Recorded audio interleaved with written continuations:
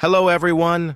Today we're diving into a dark and brutal manhwa that revolves around an illegal survival game where only one person is allowed to live. The story begins with a bank called YK Bank. A man walks toward the bank holding a bag and calmly says, "I am an apostle of justice." Inside the bank, he places a gun on a man's head and demands, "Give me everything that's in your wallet." Without any hesitation, he shoots him. The scene cuts to a news channel. The reporter announces that YK Bank's head office in Busan was attacked by a robber. 7 civilians were killed, and the criminal has been arrested. Next, we see the man in court. His name is Hoyoung Cheon. For killing civilians, he is sentenced to death penalty. Later, Hoyoung Cheon is shown sitting inside a prison bus, talking to himself. He wonders how the death penalty is rarely given, even to people who truly deserve it, yet he received it. Suddenly, armed men enter the bus. They cover his face with a cloth and kidnap him. When the cloth is removed, Hoyoung Cheon sees a man on a screen. The man says that if he robbed a bank for money under such strict laws, he must be truly desperate. He also says he likes brave people like him. The man then offers Hoyoung Cheon a deal. He says he can send him back to society with a clean record and 0 criminal history, but it won't be free. They have selected 100 participants, and Hoyoung Cheon is one of them. He must kill the remaining 99 people and survive until the end. The game is simple. 1 island, 100 players, only 1 survivor. If Hoyoung Cheon wins, he will receive 10 billion won. Hoyoung Cheon agrees. When he regains consciousness, he finds himself inside an aircraft. A girl removes the mask from his face and asks if he's okay. She tells him that she was brought here just like him. Soon, the mysterious man appears on a screen again and announces that they are flying at 5,000 feet. He tells them that they will be dropped onto an island. On that island, they must kill each other until only one person remains alive. The island is filled with weapons, vehicles, and supplies. The last survivor will be the winner. Inside the aircraft, a man says that killing is something he has done his entire life. His name is Danny Jack Daniel, a British serial killer. A girl named Ling realizes that many well-known underworld figures are present. She is a member of a drug cartel. Behind her stands a man named Gods, a member of the Yakuza family. Seeing all of this, Hoyoung Cheon realizes his research was correct. He didn't come here for money. A flashback reveals the truth. Hoyoung Cheon is actually an agent of the National Intelligence Service. An assemblyman named Naksu Kim was investigating this illegal killing game. After discovering the truth, he was kidnapped. Hoyoung Cheon's real mission is to find Naksu Kim and expose the game. Intelligence confirms that Naksu Kim is on the same plane. Back in the present, Hoyoung Cheon spots him and tries to move toward him, calling out, "Mr. Kim!" At that moment, everyone is ordered to jump. Other participants push Hoyoung Cheon forward and he falls out of the aircraft. Because of his training, he lands safely on the island. This manhwa is inspired by PUBG using the Erangel map. Hoyoung Cheon lands near the Sosnovka military base. He realizes the area must be full of weapons. He spots a pistol, but another man lands at the same time, grabs it, and opens fire. Hoyoung Cheon dodges the shots, strikes the man hard, takes the pistol, and kills him. Then he calmly says, "There were 100 people, which means 98 are still alive." It feels like 5 people are moving in the same direction. Maybe they've also realized that this place is a military base. Hoyoung Cheon thinks about killing them, but then he realizes that he can't take everyone down with just a pistol. He needs to find a better weapon. The girl he met on the aircraft is watching him from a high place. Hoyoung Cheon thinks to himself, "This is a battleground. 100 people on a single island, all forced to kill each other." But it doesn't bother him, because everyone here is already a killer. He suddenly jumps down from the roof onto a man holding a pan and kills him instantly. But when he searches the body, there's no useful weapon. only the pan. He takes a police jacket from the man, wears it, and prepares himself for the next enemy. Just then the girl appears behind him.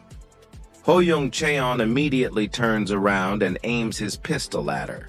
The girl quickly says, "Don't shoot." Hoyoung Cheon realizes she's the same girl from the plane, but then he thinks, wait, is she unarmed? The girl says she wants to ask him something. She suggests that they team up. Hoyoung Cheon repeats, "Team up?" The girl explains that she doesn't even know why she's here. She never agreed to this killing game. She was kidnapped, and when she woke up, she was already on the plane. Hoyoung Cheon coldly tells her to stop her story and get to the point. The girl admits she doesn't know how to use guns.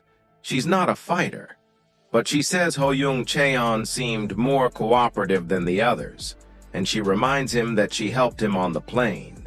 Hoyoung Cheon thinks to himself, should I really team up with a stranger?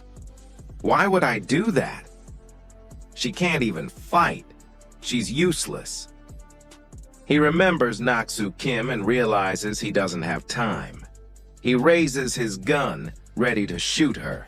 Suddenly, a smoke grenade lands near them. Hoyoung Cheon thinks, did that girl set me up? At the same moment, the girl panics and shouts, "What is this?" Hoyoung Cheon realizes it wasn't her. Just then, a masked man appears. He's holding an M416 and starts firing non-stop at Hoyoung Cheon. Hoyoung Cheon dodges the bullets and thinks he needs to get out of the smoke and move to another building. He jumps through a window. Outside, a man is waiting. Hoyoung Cheon shoots him instantly and runs into the next building. A bullet grazes his face. Blood starts dripping. He turns around and sees the masked man again, this time holding a shotgun. The masked man fires, but Hoyoung Cheon runs up to the rooftop to escape. Hoyoung Cheon thinks, these bodies must have good weapons. How am I supposed to survive here with just a pistol? He notices a motorcycle in the distance. It's far away, and he wonders if he can even reach it. At that moment, the masked man climbs onto the roof, and another man appears behind Hoyoung Cheon and opens fire. Hoyoung Cheon jumps off the roof. But as soon as he lands, several people surround him. He realizes they were drawn here by the sound of gunfire. One by one, Hoyoung Cheon starts killing them, but more people keep coming. He thinks, where are all these people coming from? I wasn't even trying to get trapped like this. Exhausted, he kills one man using the pan. Then the masked man returns and says, how does it feel to be cornered like this? I brought you here on purpose. You're tired now and you're out of ammo. Let's hunt you. Just then the sound of an engine is heard. The girl arrives on a motorcycle and stops in front of Hoyoung Cheon. She looks at him and says, do I still look useless to you? That's when it's revealed. The girl is actually a professional motorcycle racer. Her name is Haben Park. The girl looks at Hoyoung Cheon and says, hurry up. We need to get out of here. Get on the bike now. Before he can even react, she lifts him with one hand and pulls him onto the motorcycle. Hoyoung Cheon shouts, watch out! At that moment, the masked man opens fire on them. The girl suddenly hits the front brake, dodging the bullets perfectly, then twists the accelerator again. She shouts at Hoyoung, hold on tight. If you fall, I'm not coming back to save you. Dodging bullets effortlessly, she rides them out of the military base. The masked man watches them disappear and says, that girl is incredible. She rides that bike like it's a toy. I couldn't even see her movements. He smirks and adds, well, see you next time, my Korean friend. The scene shifts to the outer road of the military base. Hoyoung Cheon asks the girl, what do you want? Why did you save me? If you wanted a teammate, you could have teamed up with someone else. The girl replies, do you know that when you talk to someone a second time, they're no longer a stranger? And besides, I didn't want someone I was talking to die. Hoyoung tells her to stop and says they should rest for a bit. They find a first aid kit. The girl smiles and says, you're lucky. The bullet only grazed you, and we even found a first aid kit. After treating his wound, she says, Now that you're patched up, what should we do next? Hoyoung hands her a pistol and says, "You're responsible for protecting yourself. Take it." He continues, "The truth is, I didn't join this game to save anyone. But on an island this big, I need a driver. That's why I'll team up with you like you wanted. But I won't risk my life to protect you. You have to survive on your own." He adds, "Don't you need a gun? I can kill people with my hands, but you can't." The girl hands the pistol back and says, "I don't know how to use it, but thank you for trusting me. I could have killed you with this." But Hoyoung was already one step ahead. He had removed the bullets earlier. They ride off together on the motorcycle. On the way, the girl asks, "You said you're looking for someone. Who are you searching for?" Hoyoung replies coldly, "Mind your own business." The girl mutters to herself that she should just throw him off, then says, "At least tell me where we're going." Hoyoung thinks they shouldn't wander aimlessly across such a huge island. He needs to find Naksu Kim. Suddenly, the girl breaks near a village and says, "Look, a village. Do you think the person you're looking for could be here?" Hoyoung replies, "I don't know where he is. We might have to search the entire island. Let's check this place." They enter the village but find no one. Hoyoung says, "This feels like a ghost village. What happened to the people who lived here?" The girl replies, "This entire island is a battleground. No one lives here." As she's talking, she says it feels too quiet. Suddenly, Hoyoung grabs her and pulls her aside.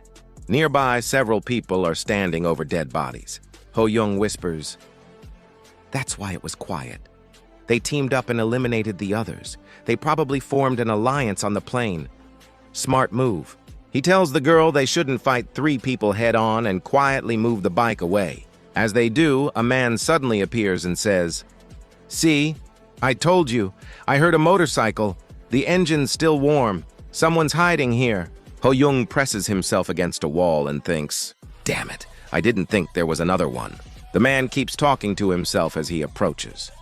The moment he sees their bike, Hoyoung strikes him with a powerful elbow, knocking him unconscious. But the noise alerts the others. They shout, "Did you find something?" When there's no reply, they move toward the bike and yell, "Whoever you are, killing all 3 of us won't be easy." As Hoyoung reloads his pistol, one of them shoots and blows the gun out of his hand. Hoyoung runs and hides inside a house. The man orders the others, "Search every corner of this village. Find them." Inside the house, the girl asks, "Should we abandon the bike and run?" Hoyoung replies, "No, the open road is dangerous. We stay here and take them out one by one." He thinks to himself that he still doesn't even have a proper weapon. The girl spots a crossbow and hands it to him. At that moment, a man enters and says, "Got you?" An arrow pierces straight through his head and he collapses. Hoyoung says, "This will do for now. 1 down, 2 left." Outside, another man is sitting with a DP machine gun and muttering that he saw the guy with a girl earlier and they probably ran away. Suddenly, he hears something. Hoyoung watches from another angle and realizes the man is holding an old Soviet machine gun. He thinks if he doesn't kill him in one shot, he'll be torn apart. He attacks anyway, but misses. The man unleashes a hail of bullets.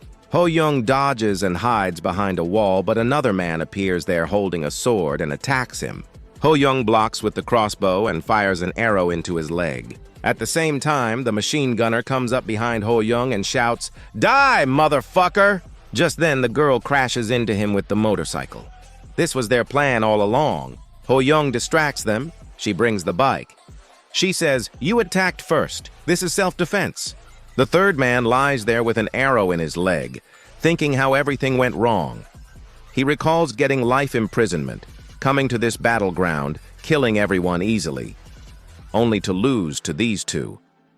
The girl asks Hoyoung, "What are you going to do with him?" Hoyoung asks the man, "Did you see a Korean politician on the plane?" The man says, "What politician?" Hoyoung replies, "Then there's no reason to let you live." As he's about to kill him, the girl steps in and says, "Wait." Hoyoung tells her to move. She says the man can't even fight anymore and shouldn't be killed. The man thinks she's naive and plans to kill her once she lowers her guard. Hoyoung shoots him with the crossbow. He warns the girl, "If you put me in danger again, I'll kill you too." Night falls. They hide inside a house. Hoyoung falls asleep, completely exhausted. The girl watches him and says quietly that he's sleeping like a child. He must be exhausted after staying active all day. He's just like the others. She kneels beside him and whispers, "I'm sorry. I lied. I said I didn't know why I was here. The truth is, I'm a murderer too." She aims the crossbow at Hoyoung. A flashback begins. She had a small but happy family, loving parents, a peaceful life. One day, criminals break into their home and kill her parents. She blames herself. She remembers saving a girl from being harassed, not knowing those men would follow her home. She apologizes to her parents and swears revenge, saying jail isn't enough. They would eventually be released. She picks up a knife and kills all 7 of them. "That's why I'm here," she says. The flashback ends. She aims the crossbow again, but Hoyoung suddenly pins her down. He says, "I knew it. That's why I didn't want to team up." He asks, "Where's the crossbow?" She replies she put it away because he looked uncomfortable and says she never intended to kill him. She tells him not to be so distrustful and admits she teamed up just to survive, but regrets it because she can't kill as easily as he does. They don't sleep for the rest of the night. The next morning, Hoyoung packs drinks, bullets, and a first aid kit. He says this is all he found and that he needs to search the entire island. If he meets another Korean, he'll ask about Naksu Kim. The girl says she's decided where to go next. She rides him toward a bridge and explains that the island is divided into 2 parts, and they need to cross to reach the larger one. On the bridge, Hoyoung sees dead bodies. Suddenly, they're attacked. Hoyoung grabs the girl and jumps aside, hiding behind a car. He says there are people ahead, well hidden, ambushing anyone who crosses. He says swimming might be the only way, but the girl says she can't swim. Hoyoung decides to distract them and tells her to escape on the bike if he dies. Suddenly, both of them feel a strange electric sensation. They see a blue wall approaching. A man runs toward them, screaming that the blue thing is hurting his brain and his head explodes. Hoyoung realizes they must cross now. The girl panics, saying she can't swim. Hoyoung looks at the blue phenomenon and realizes it's not natural. He's heard of weapons like this. The blue wall gets closer. The girl runs toward the water, but Hoyoung stops her, saying the water won't save them. With enemies behind them and the blue wall ahead, he thinks they need another plan. Suddenly, an explosion goes off behind them. Hoyoung shouts, "What the hell?" From the flames, a figure appears. Hoyoung says, "Now who is this?" If you liked this manhwa, comment below and tell me if you want part 2.